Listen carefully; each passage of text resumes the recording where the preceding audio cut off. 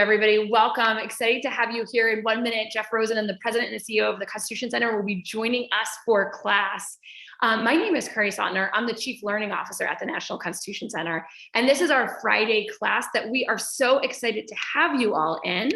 This class today is a very special class because we are going to go through 27 amendments and Article 5 all in about 30 minutes. So we always joke that it's 27 amendments in 27 minutes plus a few more, because there's just no possible way that we are so excited about the Constitution and can get through it this quickly. And now we are here with Jeff Rosen, our president and CEO, to kind of walk us through this project. So Jeff, I hope you ate your Wheaties. Are you ready to dive into 27 amendments? You know it, Curry. It's going to be so much fun.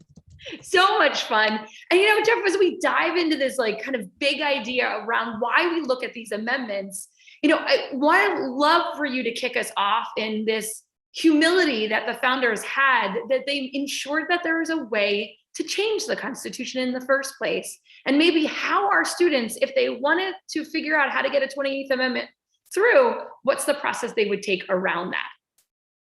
Well, the amendment process is so important, Curry. I mean, many of the founders thought it was the most important part of the Constitution because it ensures that the Constitution reflects the will of we the people. And if we decide that a previous practice, like denying votes or rights to women or African Americans, was wrong, and that the Constitution should be made more embracive and should extend its promises to previously excluded groups, then we've used the amendment process throughout history to change it. Now, the amendment process is very complicated, and I think you have on the next slide an outline of how to do it. And it just reminds us how many hoops you got to jump through. So first, you have to propose an amendment. How do you propose an amendment? There are two ways in the Constitution, as you can see from this great chart. Either the amendment is approved by 2/3 of the members of both houses of Congress, or by a special convention in 2/3 of the states. And after it's proposed by these two methods, which is very difficult to do, and every amendment so far has been proposed by the congressional path. Basically, 2/3 of the houses of Congress have proposed the amendments. This idea of a convention of the states, which is called by Congress on the application of the states, that's what makes it kind of complicated. 2/3 of the states have to ask Congress to call a convention, and then the convention is called and it can propose amendments. So it's more accurate to say that the amendment can be proposed by a convention called by 2/3 of the states. Then we have an amendment that's been proposed, and it's got to be ratified. Here's another thing that's really important. The fact that an amendment is proposed doesn't give it the force of law. There have been so many amendments that have been proposed through the course of American history, hundreds of them. And in fact, the National Constitution Center is working with a lot of partners who are coordinated by Professor Lepore at Harvard, who we had on a few weeks ago, to put online all of the amendments that have been proposed throughout American history.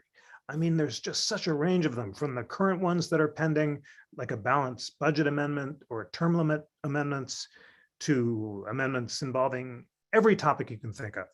The fact that an amendment is proposed by 2/3 of both houses of Congress doesn't mean that it gets ratified. And the fact that someone proposes an amendment in Congress doesn't mean that 2/3 of both houses will approve it. It has to jump through the second hoop, which is the ratification phase. And the ratification phase says that 3/4 is the magic number, but that 3/4 can come either from votes in the state legislatures, which has been used to ratify most of the amendments, 26 out of the 27 amendments, or a special ratifying convention. And that is decided by Congress about which way to go. And once again, I think it is by special ratifying conventions called in 3/4 of the states. So I think we've got to fix this chart a bit. In fact, because it's extremely important that we are accurate here, let's read the text of Article 5 so that we know what we're dealing with. And I will go to the interactive Constitution, which I have on my app. And it is so helpful to be able to consult it if I can find it, or if Curry, if you can get the text of Article 5 and bring it up Sure. faster than I can, then that would be great. And so Jeff, as we kind of dive into this, I guess a question that would be perfect around this is, how likely, with all these hoops and jumps, how likely is it for Article 5 to be in play? And what are the things that you have to, like, perfect storm that you have to align to get, said, the 28th Amendment passed? Well, it's really tough. And with the perfect storm, we'll get it from exactly reading the text, which I now have here. I'm going to share it on the screen. Okay, I was going to say, got it too. Okay. The Congress, whenever 2/3 of both houses shall deem it necessary, shall propose amendments to this Constitution. So in other words, the first way to propose an amendment is for Congress, by a vote of 2/3 of both houses, to propose the amendment, or on the application of the legislatures of 2/3 of the several states shall call a convention for proposing amendments. Exactly. If 2/3 of the legislatures of all the states ask Congress, then Congress has to call a convention.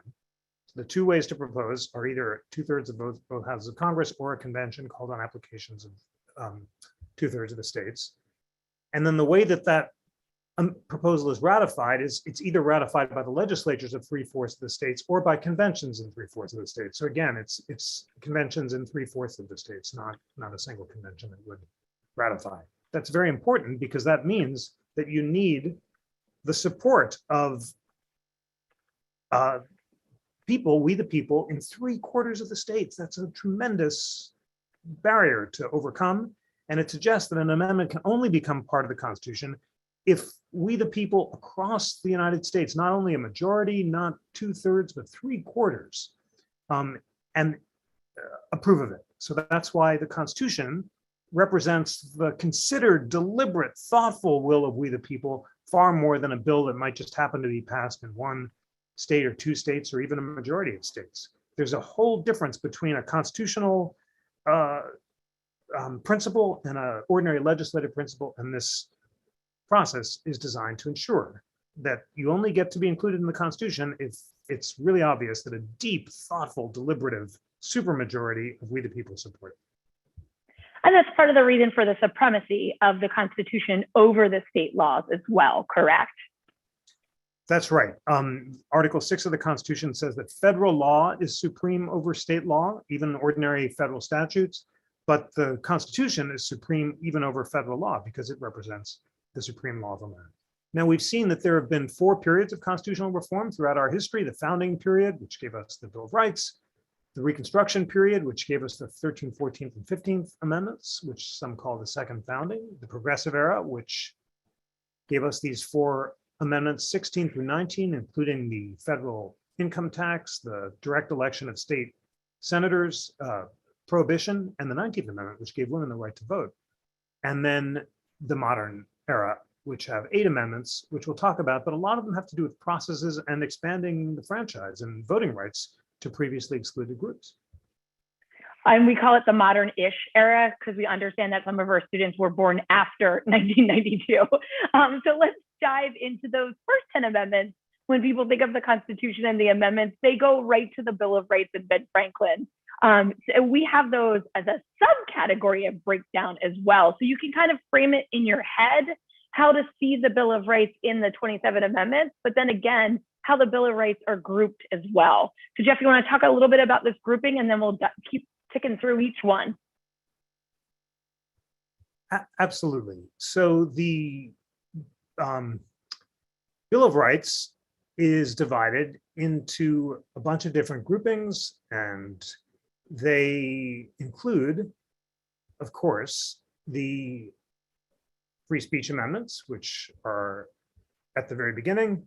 And I'm just looking for Professor Amar's groupings, do you have them up on the screen here? Yep, I'm pretty sure that this grouping is based off of Professor Amar's kind of like categorization around it. Absolutely. Freedom of conscience, the First Amendment. Friends, we're going to be talking so much about freedom of conscience over the next couple of months because we're unveiling our new First Amendment tablet at the National Constitution Center.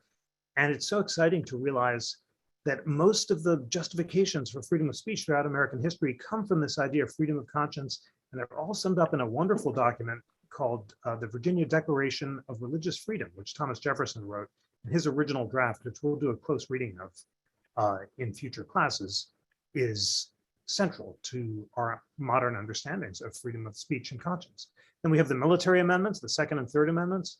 We have the privacy and property rights amendments, which are the Fourth and Fifth, the fair process rights, the Fifth through Eighth Amendments, and the popular sovereignty amendments, the Ninth and Tenth. I know these words are kind of hard to put principles to because they're so abstract, but just to be a little more concrete, the military amendments, Second Amendment, the right to bear arms, the Third Amendment that says that you can't quarter soldiers in your house.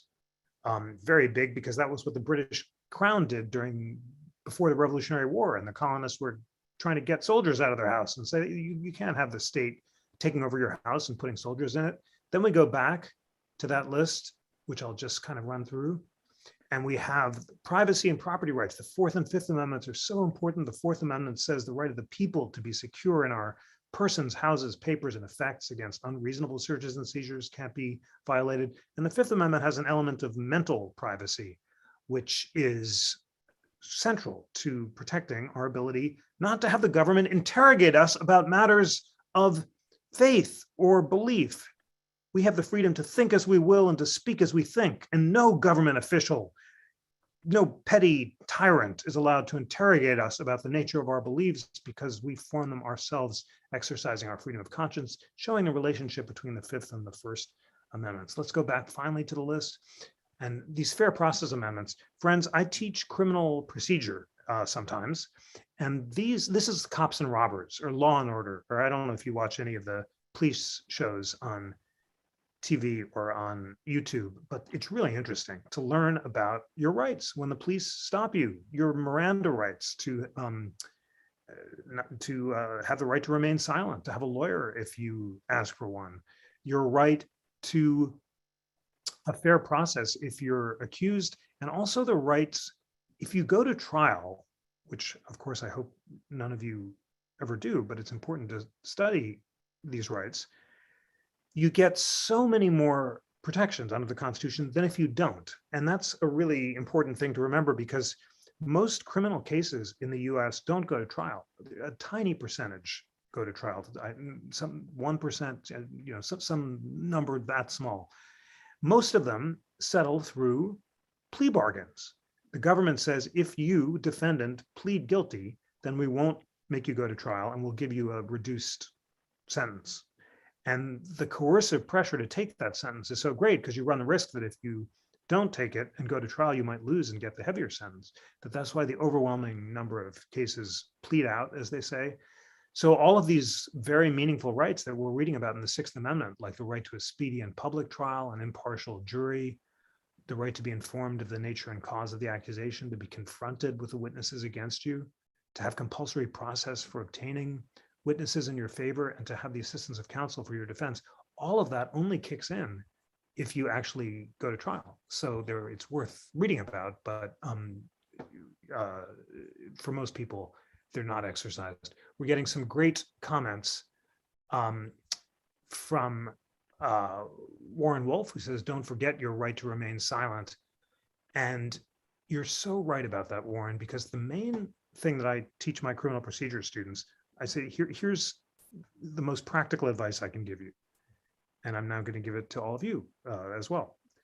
If you are ever interrogated by the police for any reason, even if you're completely innocent and they're just kind of asking you some questions because they suspect you might be involved in something serious, it's very important to exercise your right to remain silent and then to say the magic words, I want a lawyer. When you say the magic words, I want a lawyer, a huge number of protections kick in. The most important one is that the police are not allowed to question you any further. They must stop the questioning until you've had the opportunity to contact a lawyer. and get her advice. And the lawyer then has to be with you when the police speak to you again in the future.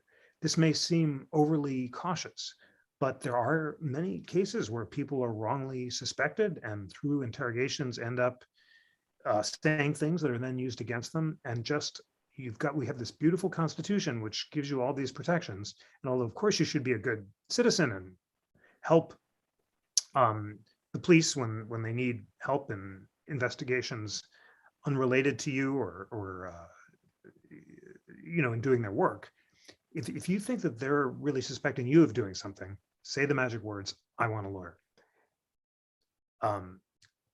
Okay, Curry, there's a great introduction to criminal procedure. Yeah, that was so helpful. And I love the idea. I never thought of the Fifth Amendment as mental privacy, like protecting mental privacy. And I also loved, and one of our students pointed out, I love how you're connecting the different amendments with each other to see these as the bundle that they are. So as we end these like kind of criminal procedures with the Eighth Amendment, it brings us to the final two in the Bill of Rights. And these two are wrapped around popular sovereignty. So what does that mean in the founding time period? And we have also the 9th and 10th right here, if you want to jump into them. I can't resist, Curry, because you notice this really important connection about mental privacy, telling the story of John Lilburn and his interrogation before the Star Chamber. So what's exciting about these amendments is each one has a story behind it. There's a founding story that kind of galvanized the American revolutionaries, that was central to the constitutional debates. When it came to the Fifth Amendment, the big story was John Lilburn. He was a suspected heretic, which meant that he deviated in his religious beliefs from the established beliefs of the Church of England at the time. And he is hauled before the Star Chamber. The Star Chamber was a terrifying body in England because it put people under oath and made them answer whatever questions were posed to them. This is a really serious thing in the 17th century and the 16th and 18th too, because this is an age where people believe that if you lie under oath, you suffer eternal damnation. You're breaking an oath to God, and this is a very an age of belief. So the punishment for lying under oath is extraordinarily serious. It's being condemned to hell. But you're really in a bind if you're a heretic like John Lilburn, who actually does have beliefs that deviate from the established church.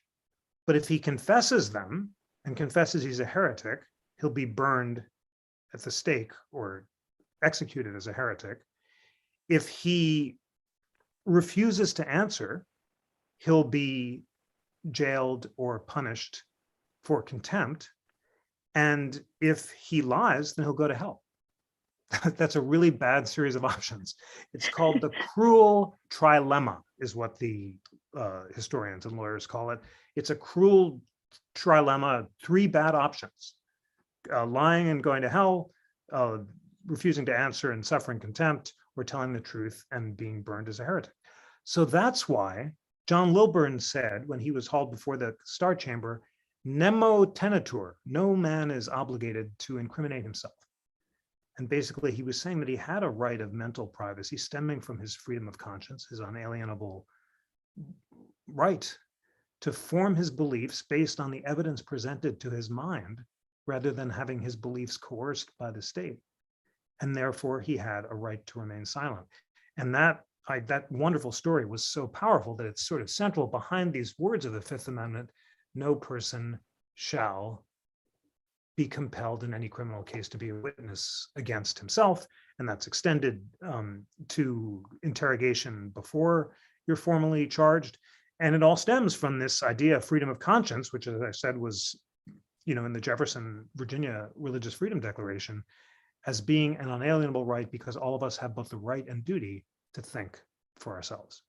Okay, so that is it. That was awesome. Thank you. We see an interesting, because you asked about natural rights and we're talking about freedom of conscience as an unalienable right, that connects to these final 2 amendments, which are popular sovereignty and the 9th Amendment. I'm so excited to tell you about the 9th Amendment. So the 9th Amendment says The enumeration in the Constitution of certain rights shall not be construed to deny or disparage others retained by the people. First thing to remember is what the background for this amendment was. Originally, James Madison opposes a Bill of Rights. He says you don't need one. A Bill of Rights would be unnecessary or dangerous. Unnecessary because the Constitution itself is a Bill of Rights. It gives Congress limited powers, and in Article 1, Section 8. And since Congress has no power to abridge free speech, we don't have to worry that it will abridge free speech. But Madison goes on to say a Bill of Rights might be dangerous because if you have a limited list of rights, future people might wrongly assume that if a right isn't written down, it's not protected.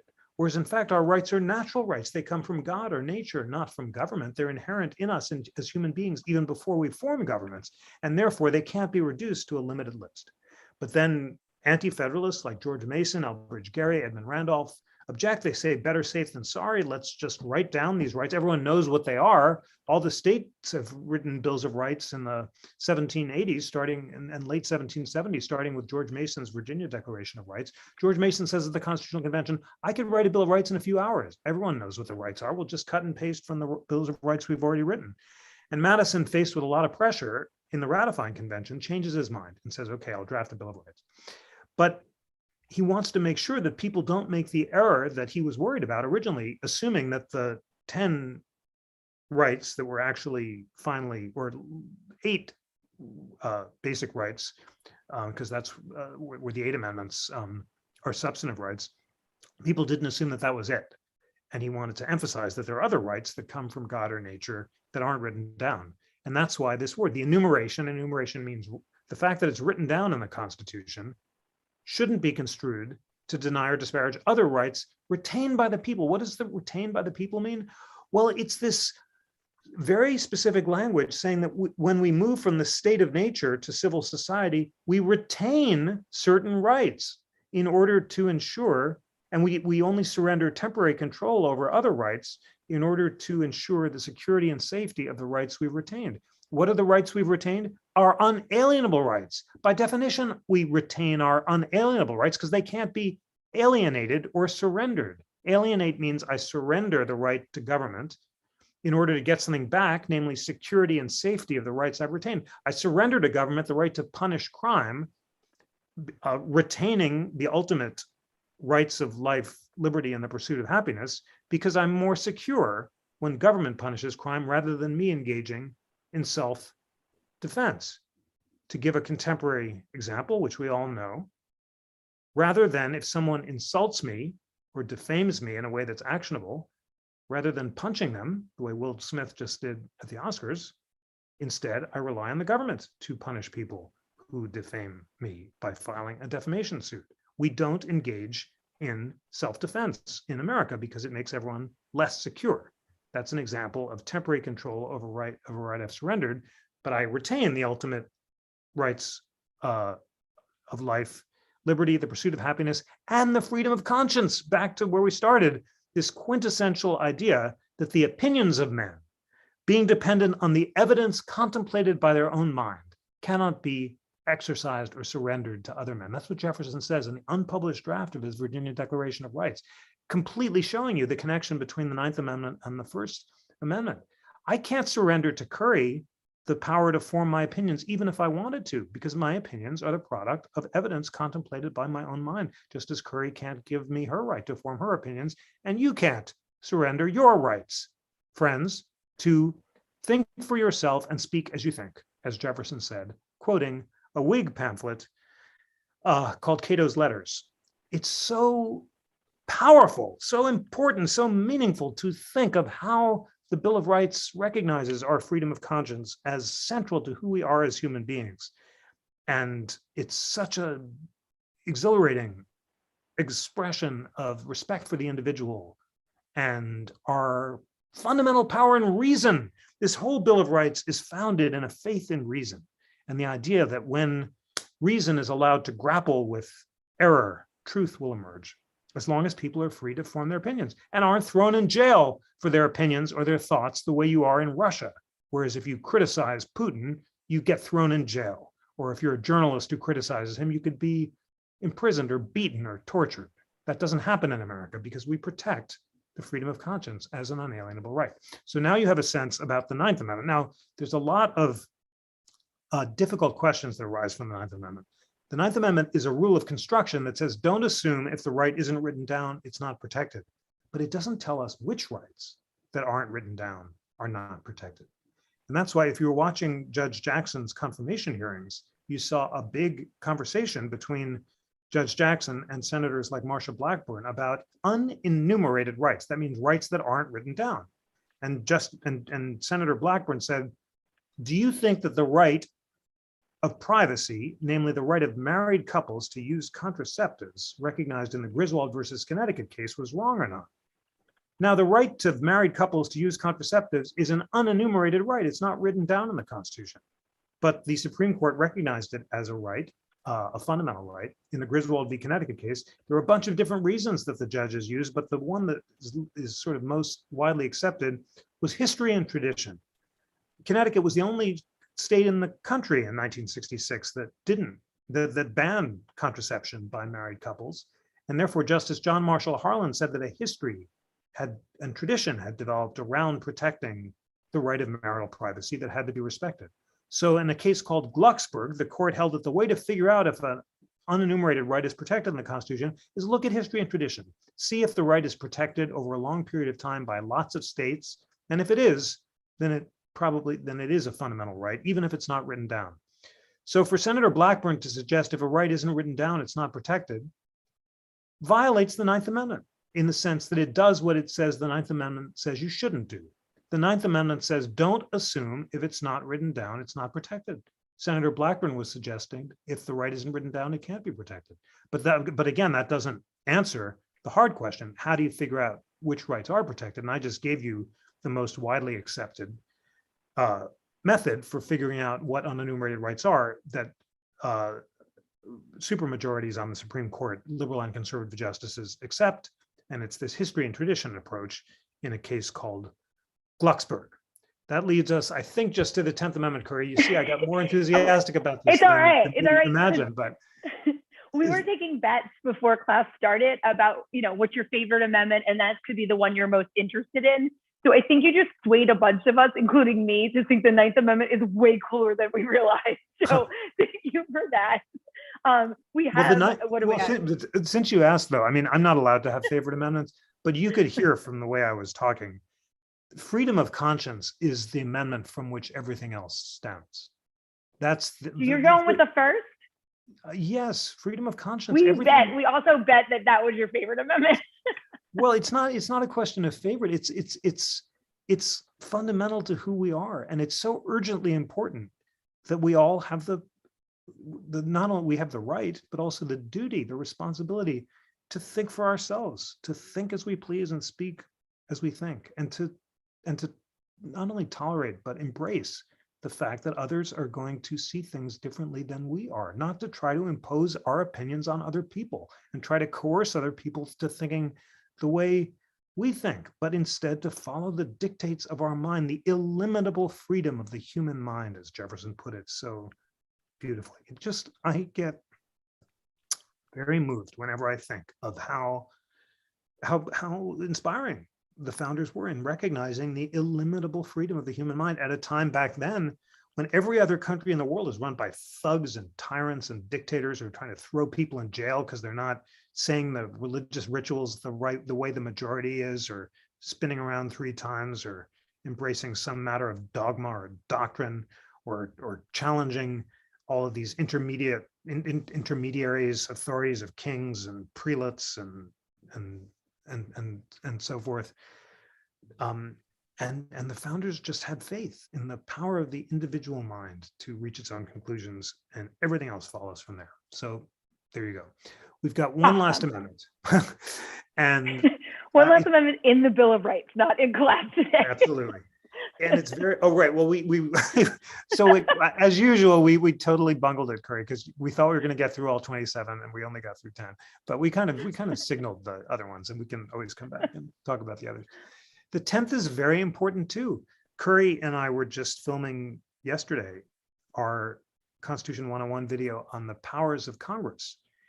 And the first idea to start off with is the powers of Congress are limited because Article 1, Section 9 contains a limited number of powers, like the power to tax and declare war. It has these two clauses that are really broad and kind of, there's a lot of debate about how broadly they sweep, namely the power to regulate interstate commerce and the power to make all laws necessary and proper for bringing into execution the foregoing powers. But no one doubts that the founders intended to create a Congress of limited, not unlimited powers. And we were debating when we filmed the script whether we should reinforce that point by quoting the 10th Amendment, which makes that point obvious. And we didn't because we wanted to start the video fast. But now with all of you friends, we can emphasize that the 10th Amendment says the powers not delegated to the United States by the Constitution, nor prohibited by it to the states, are reserved to the states respectively or to the people. So the Constitution is one of delegated powers. The Constitution delegates certain powers to the United States, like in Article 1, the power to make war and so forth, and the power to tax. It prohibits certain powers to Congress, and those are spelled out in Article 1, Section 9, like the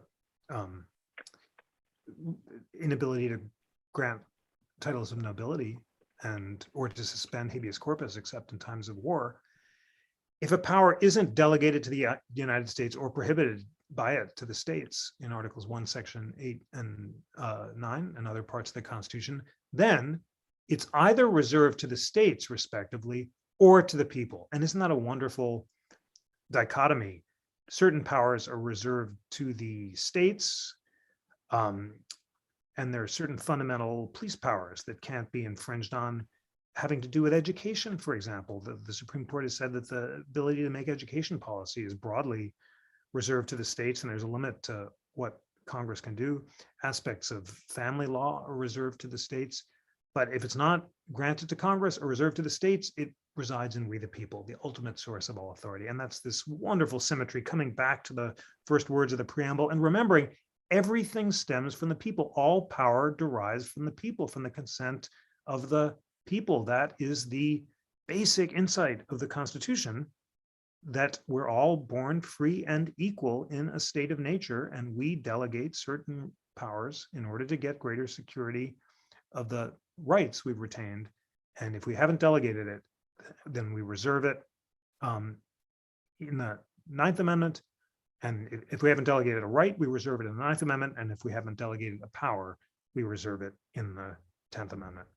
Isn't it? It's just so symmetrical, and there's something about the symmetry and harmony of the Bill of Rights and its holistic integrity that's like a beautiful symphony. I heard last night Mahler's Second Symphony in Washington, in a gorgeous performance by Michael Tilson Thomas, the great conductor, one of his last performances of it, because he has brain cancer, and this was one of his last amazing productions.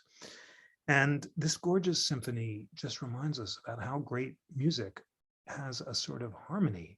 And the founders believed that the same harmony existed in the universe and that it should be reflected in constitutions, which should ensure that people can maintain the same harmony in themselves by exercising their powers of reason and living in accordance with nature and harmonizing our conduct and our governance with the natural laws of the universe.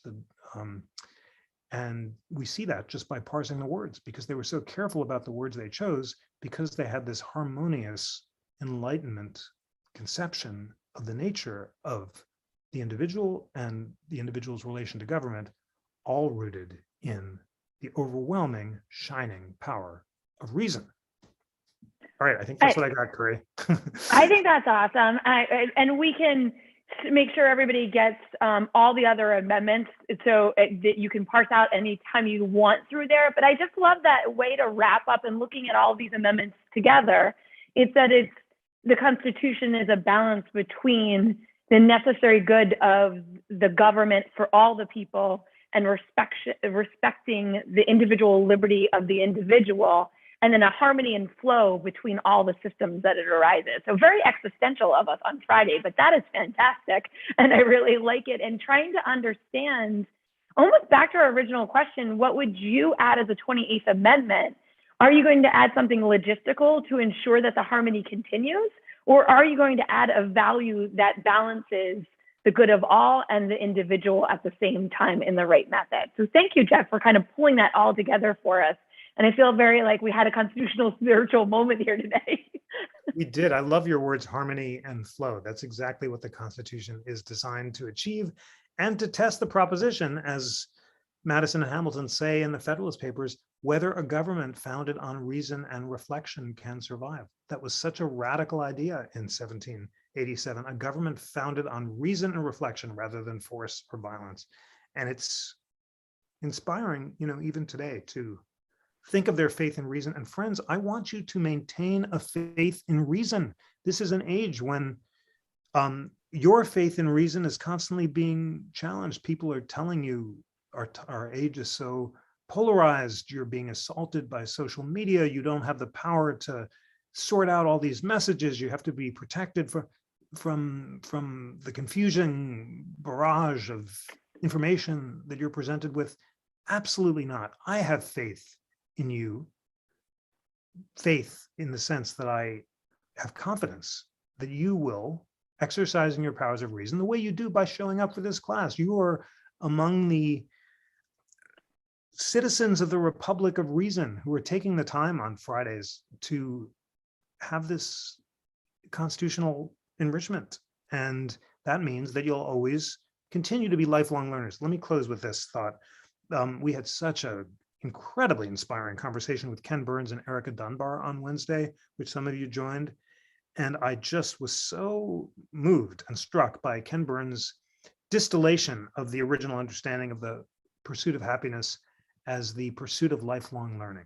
And that's really what it is all about, using your powers of reason every day of your lives to be lifelong learners. What you're doing now, if you're in middle school or high school, you're just creating the habits of learning that will allow you to continue to learn until the end of your days. Your school now is not the end of your education, it is just the beginning. And there's so much exciting learning ahead of you. Every day of your lives is an opportunity for the kind of learning and engagement that you're doing right now.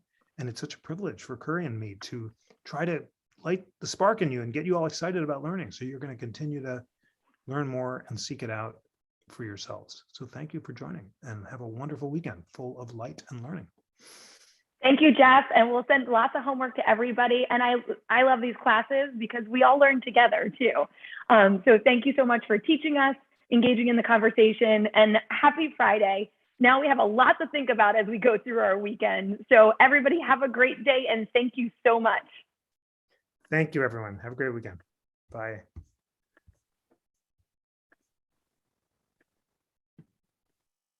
I knew we would never get to 27. 10 was good enough. Yeah, it was great. It was. I think it was better theory for the whole thing than ticking through just the logistics. Totally. Thank you so much. That was great. Bye, everyone. Thank you. Have a good one. You too. Thank you, everyone. We'll send you the logistics too, so you have everything. And I have that 1-minute clip from Ken Burns that Jeff was talking about because our team clipped it. It's perfect. And it's 1 minute. It's crazy. Sounds great. Bye. Thanks. Bye. Thank you. Thank you. If you guys need anything, we'll do the roundup and send it out to you. I will make sure I send that case that Jeff referenced and the John Lilburn Star Chamber story too. So you can dig into that a little bit further. But I want to make sure I remember the name of the case because I'm blanking on it, but it's in the chat and I will make sure I get it. It was like Gatlow or something like that. Great. Awesome. Thank you, everybody.